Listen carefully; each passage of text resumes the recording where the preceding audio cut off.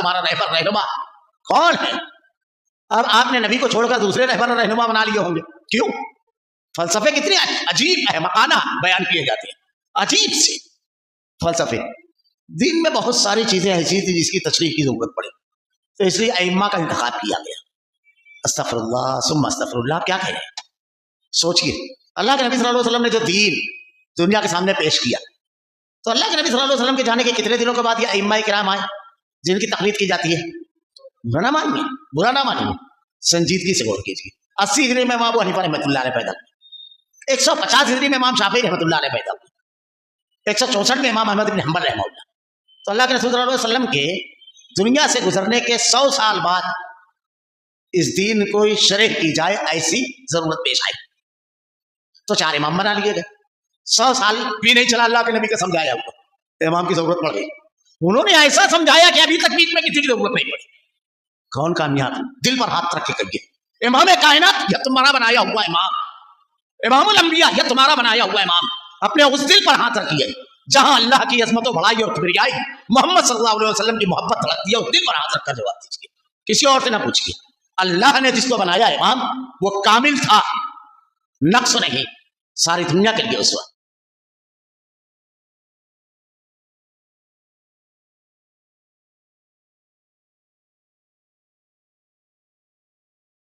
اعوذ باللہ من الشیطان الرجیم بسم اللہ الرحمن الرحیم. ولو نزلنا علیک کتابا فی قرطاس فلمسوه بأیدیہم لقال الذین کفروا ان ھذا الا سحر مبین وقالوا لولا انزل علیہ ملک ولو انزلنا ملکا لقضی الامر ثم لا ينظرون ولو جعلناہ ملکا لجعلناہ رجلا وللبسنا علیہم ما یلبسون ولقد استہزئ برسل من قبلک فحاق بالذین سخروا منهم ما كانوا به یستہزئون قل سیروا فی الارض ثم انظروا کیف کان عاقبۃ المکذبین قل ما فی السماوات والارض قل اللہ کتب علی نفسہ الرحمہ لیجمعنکم الی یوم القیامۃ لا ریب فیہ الذین خسروا انفسهم فهم لا یؤمنون وله ما سکن فی اللیل والنہار وهو السمیع العلیم قل غیر اللہ اتخذ ولیا فاطر السماوات والارض وهو یطعم ولا یطعم قل انی امرت ان اکون اول من اسلم ولا تکونن من المشرکین.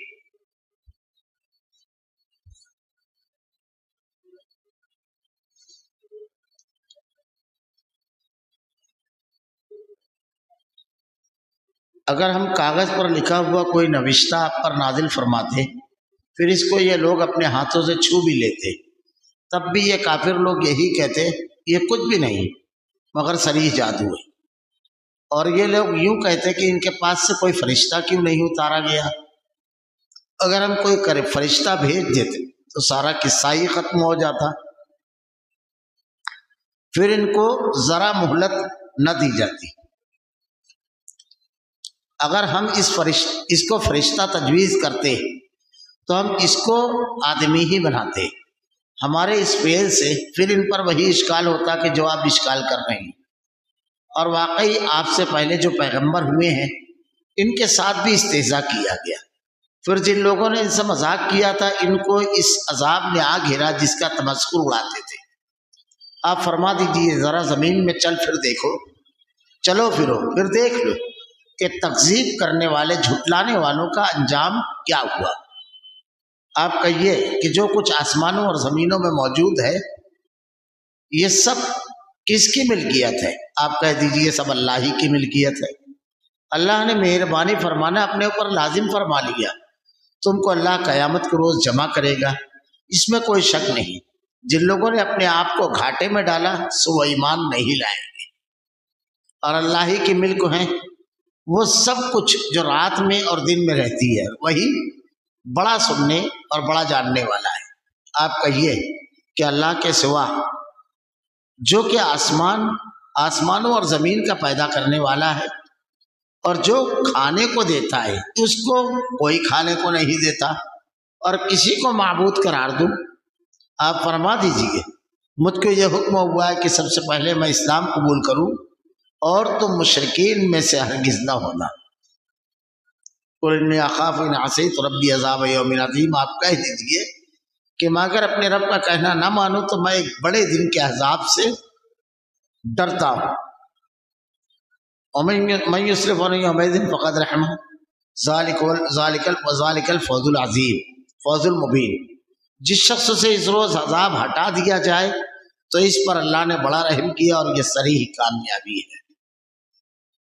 وَلَوْ نَزَّلْنَا عَلَيْكَ كِتَابًا فِي قِرْطَاسٍ فَلَمَسُوهُ بِأَيْدِيهِمْ لَقَالَ الَّذِينَ كَفَرُوا إِنْ هَٰذَا إِلَّا سِحْرٌ مُّبِينٌ. اگر ہم کاغذ پر لکھا ہوا کوئی نوشتہ آپ پر نازل فرماتے پھر اس کو یہ لوگ اپنے ہاتھوں سے چھو بھی لیتے تب بھی یہ کافر لوگ یہی کہتے یہ کچھ بھی نہیں مگر صریح جادو ہے. مشرکین مکہ یا بعد کے ادوار کے لوگ اللہ کی نازل کردہ ہدایت کو ماننے سے جو انکار کرتے ہیں اور جو اشکالات اور سوالات اٹھاتے ہیں اور ان اشکالات کے اسباب کیا ہیں اور کیا وہ صحیح ہیں، اللہ نے تمام چیزیں یہاں پیش کی. پہلی چیز یہ ہے کہ اللہ رب العالمین اگر ہم کاغذ پر لکھا ہوا کوئی نوشتہ آپ پر نازل فرماتے یعنی کاغذ پر لکھی ہوئی تحریر آسمان سے اترتی اور وہ اس کو اپنے ہاتھوں سے چھو بھی لیتے تب بھی نہیں مانتے. کیوں؟ کہ اس کاغذ کو ماننے کے لیے تو کہا نہیں جا رہا ہے، فرشتہ لے کر آ رہا ہے، اس کو ماننے کے لیے تو نہیں کہا جا رہا ہے. یہاں تو حکم یہ ہے کہ اللہ نے جو احکامات نازل کیے اس کے اوپر عمل کرو، تو اس حکم کے اوپر تو ان کو عمل کرنا نہیں ہے، تو دنیا بھر کی باتیں پیدا کر رہے ہیں. تو اللہ تعالیٰ نے ان کا مزاج بتایا.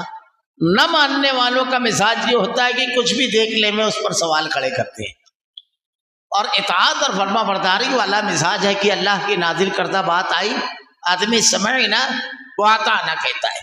اللہ کے نبی حضرت موسیٰ علیہ السلام کا واقعہ پیچھے گزر چکا قرآن میں. جب آدمی کا مزاج بگڑتا ہے تو کیا ہوتا ہے، قوموں کا مزاج جب بگڑتا ہے تو کیا ہوتا ہے. ہدایت کے معاملے میں حضرت موسیٰ علیہ السلام پوری قوم کے 70 چنے ہوئے آدمیوں کو لے کر طور پر گئے.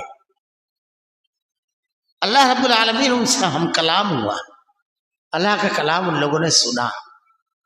اس کے بعد وہ کہتے ہیں کہ اے موسیٰ علیہ السلام اب اللہ کو ہم دیکھ لیں گے جب مانیں گے.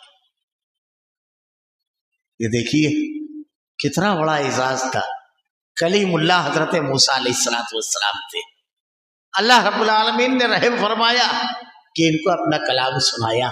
سجدے میں گر جانا چاہیے تھا فوراً، لیکن مزاج میں جب بگاڑ ہوتا ہے، ارے کس کا کلام سن رہے تھے تم. اس کے بعد کیا ہوا؟ اللہ کا غضب آیا. ثم بعثناکم من بعد موتکم لعلکم تشکرون. سب ایک ساتھ مر گئے. پھر اللہ نے اللہ سے دعا کی حضرت موسیٰ علیہ السلام نے کہ اللہ یہ نادان ہے، یہ قوم کے چنے ہوئے لوگ ہیں، میں کیا جواب دوں گا اپنی قوم میں. اللہ ان کی نادانی کو معاف فرما رب العالمین، درگزر فرما رب العالمین. ثم بعثناکم من بعد موتکم، بعد موت کے اللہ نے تم کو زندگی دی کس لیے؟ لعلکم تشکرون، تاکہ تم شکر گزاری کرو. تاریخ پڑھنے والا یہ سب جانتا ہے. اور اس دور میں جن لوگوں نے مانا تو کس کو مانا؟ کسی نوشتے کو مانا، کسی فرشتے کو مانا، اللہ کی نازل کردہ تعلیمات اور دلیلوں کو مانا. اچھا آپ یہ کہہ رہے ہو، آگے کی بھی بات اس کے ساتھ ہی لگی ہوئی ہے، پھر پوری ہو جائے گی. وقالوا لولا انزل علیہ ملک ولو انزلنا ملکا لقضی الامر ثم لا ينظرون. اور یہ لوگ یوں کہتے ہیں کہ ان کے پاس کوئی فرشتہ کیوں نہیں اتارا گیا، نوشتہ اتارا جائے یا فرشتہ اتارا جائے. اللہ رب العالمین نے ایک ایسی کتاب نازل فرمائی جس کے بارے میں جب نازل فرمایا 1400 سال پہلے تو ارشاد فرمایا وَإِن كُنتُمْ فِي رَيْبٍ مِّمَّا نَزَّلْنَا عَلَىٰ عَبْدِنَا فَأْتُوا بِسُورَةٍ مِّن مِّثْلِهِ وَادْعُوا شُهَدَاءَكُم مِّن دُونِ اللَّهِ إِن كُنتُمْ صَادِقِينَ. یہ کتاب جو ہم نے اپنے بندے پر نازل کی ہے وَإِن كُنتُمْ فِي رَيْبٍ مِّمَّا نَزَّلْنَا عَلَىٰ عَبْدِنَا فَأْتُوا بِسُورَةٍ مِّن مِّثْلِهِ، ایسی ایک صورت بنا لیا. وَادْعُوا شُهَدَاءَكُم مِّن دُونِ اللَّهِ، تمام کے تمام اللہ کے علاوہ جو تمہارے معاون اور مددگار ہیں سب کو جمع کرو. کہیں اللہ نے ارشاد فرمایا قُلْ إِنِ اجْتَمَعَتِ الْإِنسُ وَالْجِنُّ، تمام جنوں اور انسانوں کو جمع کر لو. ایسی ایک آیت. ایک सूरत बना कर लाओ, अगर तुम सच्चे हो तो बना कर लाओ। 1400 साल पहले अल्लाह ने ये कहा, कुछ नहीं करना था।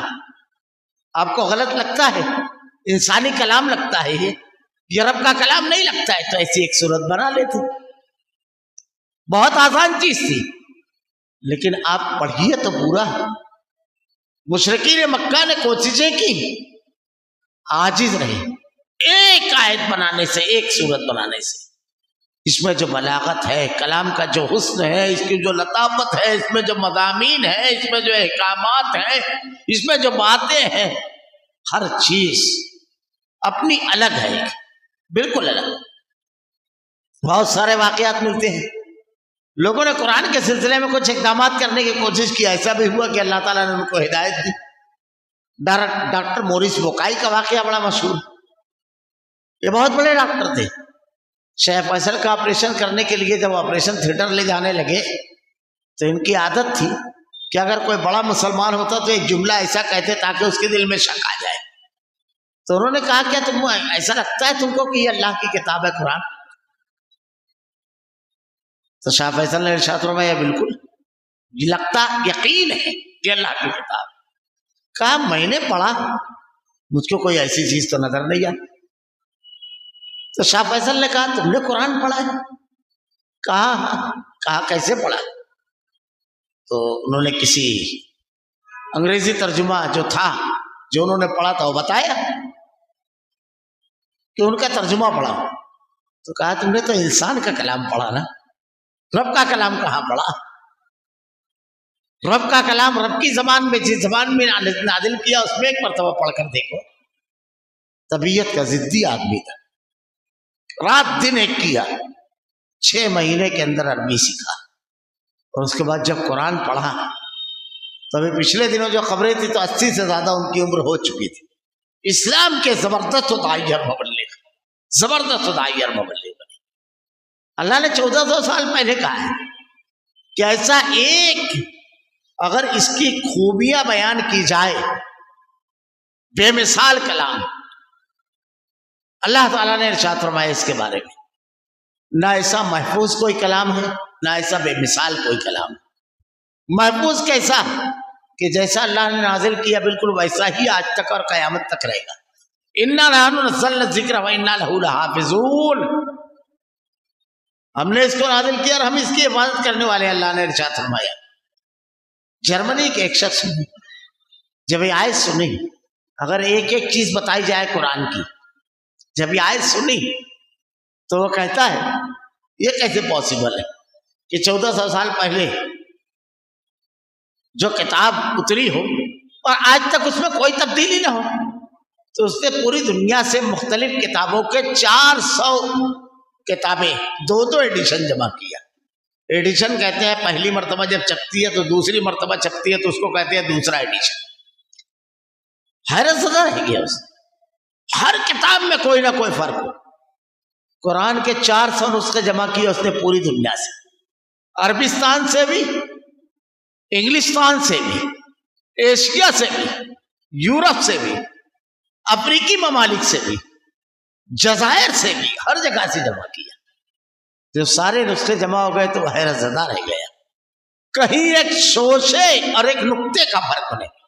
इस्लाम कबूल कर लिया उसने। अल्लाह रब्बुल आलमीन की ये जो किताब है, अल्लाह ने क्या कहा है इसके बारे में? ये रब कह सकता, इंसान नहीं कह सकता। चैलेंज जो अल्लाह ताला ने जो किया है तमाम के तमाम दुनिया के इंसानों को, सब मिल जाओ जिनों के साथ, उसका अगला जुमला पड़ गया कुरान का, वइन कुंतुम फी रैबिम मिम्मा नज़्ज़लना अला अब्दिना फातू बिसूरतिन मिन मिस्लिही वदऊ शुहदाअकुम मिन दूनिल्लाह इन कुंतुम सादिकीन। सारे मुआमिनीन को बुला लो अगर तुम सच्चे हो। वइन कुंतुम फी फ़इन लम तफ़अलू वलन तफ़अलू, ये अल्लाह के सिवा कौन कह सकता है? अल्लाह ने इरशाद फरमाया, नहीं ला सकते, हरगिज़ नहीं ला सकते। यानी अल्लाह ने फैसला सुना दिया। 1400 साल पहले अल्लाह ने कहा नहीं ला सकते, 1400 साल गुजर गए, कयामत तक यही रहेगा। क्यों? कि इंसान को पैदा करने वाला अल्लाह है, وہ جانتا ہے کہ میں نے اس کو اتنی استعداد، اتنی صلاحیت ہی نہیں دی ہے کہ یہ ایسا کلام بنا سکے، اس لیے فیصلہ بھی سنا دیا فَإِن لَمْ تَفْعَلُوا وَلَن تَفْعَلُوا۔ یہ انداز، یہ رب کا انداز، انسان کیا اس انداز میں بات کرے گا کہ نہیں لا سکتے، پوری دنیا جنوں انسان مل کر کے۔ اللہ کا کلام ہے، اسے پڑھتے تھے، سنتے تھے، پھر اس کے بعد نئی نئی چیزیں آج کے بھی دور میں ہے کہ اللہ کے کلام کی آیت سناؤ تو سمجھ میں نہیں آتی ہے، حدیث رسول سناؤ سمجھ میں نہیں آتی ہے۔ یہ بڑی اہم چیز ہے، پخ نکالتے ہیں۔ ہمارے مسلک میں تو یہ نہیں ہے، ہمارے امام نے تو یہ نہیں کہا، کیا ان کے سامنے نہیں آئی؟ استغفر اللہ، اللہ آپ سے پوچھے گا آپ کے سامنے آیت آئی تھی، آپ نے عمل کیا؟ قبروں میں آپ کو اکیلے جانا ہے، اپنے تمام سوالات کے جوابات بالکل تنہا دینا ہے، کوئی امام، کوئی عالم، کوئی مفتی اور محدث وہاں آپ کے پشت پر کھڑا نہیں ہوگا۔ وہاں 3 سوال ہوں گے، یہی ہے اصول ثلاثہ۔ تیرا رب کون ہے؟ کیا صرف اس کی بندگی کی تھی؟ تیرا عقیدہ منہج کیا تھا؟ اسلام یا لوگوں کا بنایا ہوا؟ کیونکہ اللہ نے تو قرآن میں صاف کہا وَمَن يَبْتَغِ غَيْرَ الْإِسْلَامِ دِينًا فَلَن يُقْبَلَ مِنْهُ۔ اسلام کس کا ہے؟ إِلَّا الدِّينَ عِندَ اللَّهِ الْإِسْلَامِ، دین صرف اسلام ہے۔ اور اليوم اکملت لکم دینکم واتممت علیکم نعمتی ورضیت لکم الاسلام دینا، اللہ نے تمہارے لیے اسلام دین کو مکمل کر دیا، اس میں کوئی کمی اور زیادتی نہیں ہے۔ اور قیامت کے روز کیا ہوگا؟ وَمَن يَبْتَغِ غَيْرَ الْإِسْلَامِ دِينًا فَلَن يُقْبَلَ مِنْهُ، اللہ تعالیٰ اسلام کے علاوہ کسی اور دین کو قبول نہیں کرے گا۔ اب تم کس کا لے کر آ رہے ہو؟ قبروں میں تو جواب دینا ہے اسلام، مسلک نہیں جواب دینا ہے، سلسلہ نہیں جواب دینا ہے، اللہ نے جو ضابطہ حیات اتارا ہے وہ بتانا ہے، جو رب نے اتارا آسمان سے۔ پھر تمہارا قائد رہبر رہنما کون تھا؟ تیسرا سوال، تمہارا رب پہلا سوال، دوسرا تمہارا دین، اور تیسرا تمہارا رہبر رہنما کون ہے؟ اب آپ نے نبی کو چھوڑ کر دوسرے رہبر اور رہنما بنا لیے ہوں گے، کیوں؟ فلسفے کتنے عجیب احمقانہ بیان کیے جاتے ہیں، عجیب سے فلسفے۔ دین میں بہت ساری چیزیں ایسی تھی جس کی تشریح کی ضرورت پڑی، تو اس لیے ائمہ کا انتخاب کیا گیا۔ استغفر اللہ ثم استغفر اللہ، آپ کیا کہہ رہے ہیں؟ سوچئے، اللہ کے نبی صلی اللہ علیہ وسلم نے جو دین دنیا کے سامنے پیش کیا، تو اللہ کے نبی صلی اللہ علیہ وسلم کے جانے کے کتنے دنوں کے بعد یہ ائمہ کرام آئے جن کی تقلید کی جاتی ہے؟ برا نہ مانیے، برا نہ مانیے، سنجیدگی سے غور کیجیے۔ 80 ہجری میں امام ابو حنیفہ رحمۃ اللہ علیہ پیدا ہوئے، 150 ہجری میں امام شافعی رحمۃ اللہ علیہ پیدا ہوئے، 164 میں امام احمد بن حنبل رحمہ اللہ۔ امام ابو حنیفہ رحمۃ اللہ علیہ سے شروع کرتے ہیں تو آپ کی بلوغت، علمی بلوغت کی عمر 20 سال پکڑتے ہیں تو مطلب 100 سال بعد، 30 سال پکڑتے ہیں تو 100 سال، کیونکہ 10 ہجری میں اللہ کے نبی رخصت ہوئے۔ تو اللہ کے رسول صلی اللہ علیہ وسلم کے دنیا سے گزرنے کے 100 سال بعد اس دین کو شرح کی جائے ایسی ضرورت پیش آئی، تو 4 امام بنا لیے گئے۔ 100 سال بھی نہیں چلا اللہ کے نبی کا سمجھایا ہوا، امام کی ضرورت پڑ گئی۔ انہوں نے ایسا سمجھایا کہ ابھی تک بیچ میں کسی کی ضرورت نہیں پڑی۔ کون کامیاب؟ دل پر ہاتھ رکھ کے کہیے، امام کائنات یہ تمہارا بنایا ہوا امام، امام الانبیاء یہ تمہارا بنایا ہوا امام، اپنے اس دل پر ہاتھ رکھیے جہاں اللہ کی عظمت و بڑائی اور کبریائی، محمد صلی اللہ علیہ وسلم کی محبت دھڑکتی ہے، اس دل پر ہاتھ رکھ کر جواب دیجیے، کسی اور سے نہ پوچھیے۔ اللہ نے جس کو بنایا امام وہ کامل تھا، نقص نہیں، ساری دنیا کے لیے اسوہ۔ تم نے تو کہا کہ 3 کا انکار کرو بھی تو کامیاب، یہاں 1 کا انکار کرو تو کفر۔ ذرا تو سوچئے کیا بولتے ہیں، یہ سب چیزیں ہیں، یہ سب رکاوٹیں ہیں۔ صحابہ کے واقعات پڑھیے، اگر قرآن کی کوئی آیت ہے یا حدیث آئی، اللہ کے نبی کی سیرت پڑھیے، قرآن پڑھیے، اللہ تعالیٰ کہتا ہے، اللہ کے نبی کہتے ہیں اتبعوا الا ما یوحی الی، میں تو صرف جو آسمان سے اترتا ہے اس کو مانتا ہوں، کسی انسان کی ضرورت نہیں ہے مجھ کو، اور تم کو بھی وہی دعوت دے رہا ہوں، اور اپنی طرف سے کچھ نہیں کہتا، یہ معمولی چیز نہیں ہے۔ تو رب پہلا سوال جو ہوگا اللہ، پھر تمہارا اسلام، پھر تمہارا قائد، ہمیں تنہا یہ جوابات دیتے ہیں۔ تو یہ معاملات جو ہوتے ہیں نا، کمی اور زیادتی ہوتی ہے اور تردید کی، یہاں پر بہت زیادہ جب دلوں میں سختی آ جاتی ہے، کساوت، تو یہ لب و لہجہ۔ اب اللہ نے ارشاد فرمایا، لوگ یوں کہتے ہیں کہ ان کے پاس کوئی فرشتہ کیوں نہیں اتارا گیا؟ اگر ہم کوئی فرشتہ بھیج دیتے تو قصہ ہی ختم ہو جاتا۔ تاریخ پڑھ دو، قوم لوط پر آئے تھے فرشتے، عاد پر آئے تھے۔ جب اللہ فرشتوں کو بھیجتا ہے اتمام حجت ہو جاتی ہے۔ پھر تمہارے پاس بھی جب فرشتہ آتا ہے کیا ہوتا ہے؟ پھر چل اپنے رب کی طرف، پھر کہاں جاتے ہو؟ تو فرشتہ آ جائے تو معاملہ ہی ختم ہو جاتا ہے۔ پھر ان کو ذرا مہلت نہ دی جاتی، ذرا سا بھی مہلت نہیں ملتی، فرشتہ آ جاتا تھا، کیونکہ پورا ہو جاتا مطالبہ جب پورا ہو جاتا اور آپ نہیں مانتے تو پھر حکم نافذ ہوتا۔ وَلَوْ جَعَلْنَاهُ مَلَكًا لَجَعَلْنَاهُ رَجُلًا وَلَلَبَسْنَا عَلَيْهِمْ مَا يَلْبِسُونَ۔ اور اگر ہم اس کو فرشتہ چنتے، تجویز کرتے، تو ہم اس کو آدمی ہی بناتے، کیونکہ وہ فرشتوں کی شکل میں ہوتا تو خوف کے مارے اس کے قریب نہیں جاتے۔ بعض تو وہ کمزور عقیدے کے رہتے تو سجدے میں پڑ جاتے، کیونکہ ابھی تو جھبا و دستار دیکھ کر پڑ جاتے ہیں، نہیں تو کسی پاگل کے سامنے سجدہ کرنے لگتے ہیں۔ کچھ کا کچھ معاملہ ہوتا تو انسان ہوتا۔ ہمارے اس فعل سے پھر ان پر وہی اشکال ہوتا، پھر وہی سوال کھڑا ہوتا کہ یہ فرشتوں کے جیسا کیوں نہیں دکھ رہا ہے؟ پہلے تو یہ رہتا کہ انسانوں کے جیسا رہنا چاہیے تھا۔ جب ہم کو سمجھائے ہماری زبان میں بات کریں اور سب کچھ ہو، اب اس کے بعد پھر وہی سوال رہتا، پھر ان پر وہی اشکال ہوتا جو اب اشکال کر رہے ہیں۔ اللہ رب العالمین نے جتنے بھی انبیاء بھیجے وہ انسان بھیجے، اس لیے کہ فرشتہ اگر آتا تو اس کو بھوک نہیں ہے، اس کو نیند نہیں ہے، اس کو بیوی بچوں کو مسائل نہیں ہے، خوشی اور غم کا مسئلہ نہیں ہے، یہ سارے جذبات تو ہمارے ساتھ لگے ہوئے ہیں۔ تو اب ایک اللہ کے احکامات کو ماننا ہے تو ایک ایسا انسان چاہیے جس کے اندر کے تمام جذبات ہوں، محبت بھی ہو، نفرت بھی ہو، انتہائی چاہت بھی ہو، دوری بھی ہو، بھوک بھی ہو، پیاس بھی ہو، تھکن بھی ہو، طبیعت بالکل فریش بھی رہے، بیماری بھی رہے، صحت بھی رہے، بچپن، جوانی، بزرگی سب رہے، کیونکہ ہر کسی کو سو بنانا ہے۔ تو لوگ دیکھیں گے کیسے، کیا کریں گے؟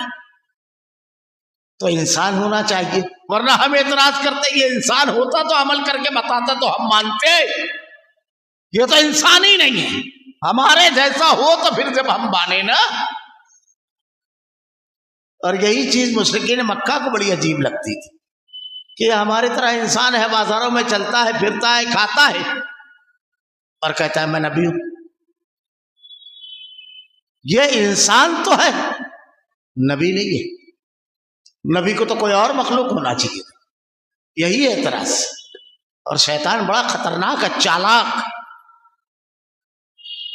اس وقت ان لوگوں کے دماغ میں ڈالا کہ یہ انسان ہے، ہماری طرح چلتا پھرتا، بازاروں میں چلتا پھرتا، تجارت کاروبار کرتا ہے، شادی بیاہ کی، بیوی بچے ہیں، نبی نہیں ہو سکتا، انسان تو ہو سکتا ہے۔ لیکن جب آپ کی نبوت کا سکہ چل گیا تو اس نے تلوار کا دوسرا دھارا استعمال کیا، ارے یہ نبی ہے لیکن انسان نہیں ہے۔ مشرکین مکہ نے کہا انسان ہے، نبی نہیں۔ ہمارے یہاں غلو کرنے والوں نے کہا نہ، نبی تو ہے مگر انسان نہیں، بلکہ بہت آگے تک چلے گئے۔ یہ تلوار کا دوسرا دھارا تھا، شیطان چھوڑتا تھوڑی ہے۔ اب عقیدت وہاں دشمنی کے نام پر یہاں عقیدت کے نام پر. اللہ کے نبی کہتے ہیں قل انما انا بشر مثلکم، کہہ دیجیے میں تمہاری طرح انسان ہوں. رجل کا لفظ ہے حدیث کے اندر، کسی صحابی کا یہ عقیدہ نہیں تھا کہ آپ انسان نہیں ہیں. ارے عجیب بات ہے. میں اکثر کہتا ہوں اصل میں بعض لوگ عقیدت کے نام پر، غلو کے نام پر اللہ کے نبی کی تعظیم اور آپ کی عزت کم کرتے ہیں. کہا علم غیب. کتنے الزامات آئے اللہ کے رسول پر. آپ کے سامنے آپ کو ساتھی کھانے میں زہر تھا، آپ نے روکا نہیں. آپ کے ایک ساتھی کھا کر کے اسی حالت میں آپ کی وفات ہوئی. حضرت عثمان کی شہادت کی جھوٹی خبر اڑی، آپ نے بیعت رضوان کیا. کچھ مشرکین مکہ کہا کچھ لوگوں کو ہمارے ساتھ روانہ کرو، دین سکھائیں گے. حالانکہ قتل کرنے لے گئے تو اللہ کے نبی نے روانہ کر دیا، اور پھر انہیں کے لیے بددعا کر رہے ہیں مشرکین مکہ کے، مشرکین کے لیے. استغفر اللہ. آپ کہہ کیا ہے؟ حاضر ناظر. پھر ہجرت کیوں کی جب مکہ میں بھی ہے مدینہ میں بھی ہے تو ہجرت؟ قرآن پڑھ کے مذاق بنایا ہے. مشرکین مکہ اہل ایمان سب سبحان الذی اسری بعبدہ لیلا من المسجد الحرام الی المسجد الاقصی الذی بارکنا حولہ. پاک ہے وہ ذات جو اپنے بندے کو مسجد حرام سے مسجد، یہ اللہ تعالیٰ اتنا بڑا اس کو معاملہ بیان کر رہا ہے اور آپ کہتے ہیں دونوں جگہ تو حاضر تھے. کون سی بڑی بات؟ استغفر اللہ. کیا کیا رد کر رہے ہیں. اللہ کے نبی صلی اللہ علیہ وسلم خبر لانے کے لیے بھیج رہے ہیں صحابہ کرام کو کہ لشکر کی خبر لے کر آؤ. جان کو داؤ پر لگا یہ صحابہ نے. حضرت حذیفہ سے کہتے ہیں تبوک کے موقع پر خبر لے کر آؤ دشمن کے لشکر کی. آپ کی انتہائی چہیتی بیوی جن کے بارے میں آپ نے ارشاد فرمایا کھانوں میں جو حیثیت سرید کی ہے عائشہ کی وہ حیثیت ہے. مرض الموت بالکل آخری وقت جب تھا بار بار پوچھتے ہیں عائشہ کی باری کب ہے. امہات المومنین انتہائی ذہین تھی، سمجھ لیا، اپنی پاریاں دے دی ام المومنین کو. حضرت عائشہ کو جو اعزاز حاصل ہوا کہ آپ کا اور اللہ کے نبی کا لعاب اللہ نے ملا دیا، اور آپ کی ران اور سینے کے درمیان آپ کا سر مبارک تھا، اور آپ کے حجرے میں تھے آپ جب اس دنیا سے تشریف لے گئے. اتنا سنگین الزام لگا، آپ خاموش رہیں گے. آپ کے اپنے گھرانے پر الزام لگے اور آپ خاموشی اختیار کریں گے. واقعات ہوئے. عبیرک کا واقعہ اٹھا کر دیکھیے 5ویں بارے میں. جھوٹ آ کر منافقین نے کہا، فیصلہ دینے والے تھا، اللہ نے آپ کو بچا لیا. راس المنافقین نے انتہائی چھوٹا جملہ آپ کے لیے استعمال کیا. سورہ منافقون میں اللہ نے وضاحت فرمائی. کتنے واقعات ہیں. تو ایسے ہی بشر. اب عجیب بات ہے، اللہ نے کہا وَلَقَدْ كَرَّمْنَا بَنِي آدم، ہم نے بنی آدم کو عزت دی. آپ کہتے ہیں اشرف المخلوقات. اردو زبان میں تو انسان کو اشرف المخلوقات کہا جاتا ہے. اب اللہ کی مخلوق بھی مانتے ہو، خالق تو نہیں مانتے ہو، تو اشرف بھی نہیں مانتے ہو. ہمارا عقیدہ یہ ہے کہ انسانوں میں سب سے اعلیٰ اور افضل ذات محمد رسول اللہ صلی اللہ علیہ وسلم کی. ہر حیثیت سے غور کیجیے. خیر وَلَقَدِ اسْتُهْزِئَ بِرُسُلٍ مِّن قَبْلِكَ وَحَاقَ بِالَّذِينَ سَخِرُوا مِنْهُم مَّا كَانُوا بِهِ يَسْتَهْزِئُونَ. اب یہ دیکھیے محبت کے نام پر اور نفرت کے نام پر اللہ کے رسول کی شان میں گستاخیاں کی گئی. انشاءاللہ کسی موقع پر یہ مضمون آئے گا تو میں اس پر وہاں پر رک کر کے عقیدت اور غلو کے نام پر جو کیا گیا ہے پوری مفصل گفتگو کروں گا انشاءاللہ. یہاں اللہ تعالیٰ نے وہ جو معترضین ہیں ان کے بارے میں کہا وَلَقَدِ اسْتُهْزِئَ بِرُسُلٍ مِّن قَبْلِكَ وَحَاقَ بِالَّذِينَ سَخِرُوا مِنْهُم مَّا كَانُوا بِهِ يَسْتَهْزِئُونَ. اور واقعی آپ سے پہلے جو پیغمبر ہوئے ان کے ساتھ بھی استہزاء کیا گیا. یہ نیا معاملہ نہیں ہے، استہزاء کیا گیا. اب یہیں پر ایک جملہ صرف کہہ دوں، غلو بھی کیا گیا. حضرت عیسیٰ علیہ السلام کو پوجنے لگے. عقیدت مندوں نے غلو کیا. حضرت عزیر کو اللہ کا بیٹا قرار دیا اور مخالفین نے استہزاء کیا. اللہ تعالیٰ کہتا ہے آپ سے پہلے بھی پیغمبروں کی اتنی بڑی تسلی ہے، یہ پہلا واقعہ نہیں ہے۔ پھر جن لوگوں نے ان سے مذاق کیا تھا ان کو اس عذاب نے آ گھیرا جس کا تمثل اڑاتے تھے، پھر اللہ کی پکڑ آئی اور اللہ چھوڑے گا نہیں نبی کا مذاق اڑانے والے، نبی کے مخالفت کرنے والوں کو۔ یہ ایک انتہائی بڑی تسلی کا سامان، انتہائی زبردست بات اللہ رب العالمین نے ارشاد فرمائی، قل سیروا فی الارض ثم انظروا کیف کان عاقبۃ المکذبین، آپ فرما دیجئے ذرا زمین میں چلو پھرو پھر دیکھ لو جھٹلانے والوں کا انجام کیا ہوا ہے۔ تاریخ پڑھو، مشرکین مکہ جن راستوں سے سفر کرتے تھے عاد و سمود کی بستیاں ادھر راستے میں پڑتی تھی، اور اہل ایمان اور کافر کا فرق بھی یہاں پر دیکھ لیجئے۔ ویران اور عذاب والی بستیوں پر سے جب کفار گزرتے ہیں تو صرف وہ مشاہدہ کرتے ہیں، سیر کرتے ہیں۔ مومن گزرتا ہے تو عبرت حاصل کرتا ہے، اس کے پاس نگاہیں ہوتی ہے، چیزوں کی حقیقت جانتا ہے، وہ صرف بستی اور بستی کی تاریخ نہیں بلکہ بستی کے انجام کے اسباب اور کس وجہ سے یہ ہوئی ہے وہاں تک پہنچتا ہے، کیونکہ اس کے پاس نور ہوتا ہے ہدایت کا، کامل ہوتا ہے اس کا علم، دین کا علم اس کے پاس ہوتا ہے۔ آپ مجرمین کو جب جرم کرتے ہوئے استہزاء کرتے دیکھو تو آپ کے حوصلے نہیں ٹوٹنا چاہیے، آپ کو وہ نہیں لگنا چاہیے۔ اللہ نے ارشاد فرمایا، اللہ تعالیٰ کیا انجام کیا ہے گھوم پھر کر دیکھ لو، بڑی بڑی قوتیں نیست اور نابود ہو گئی، ان کا بھی انجام وہی ہے۔ اللہ رب العالمین کی مشیت ہوتی ہے کہ ایک حد تک کے چھوڑ دیتا ہے رب العالمین۔ آگے توحید کی اور کچھ لگی ہوئی بحثیں انشاءاللہ العزیز آئندہ ہفتہ۔ اللہ رب العالمین سے دعا ہے کہ رب العالمین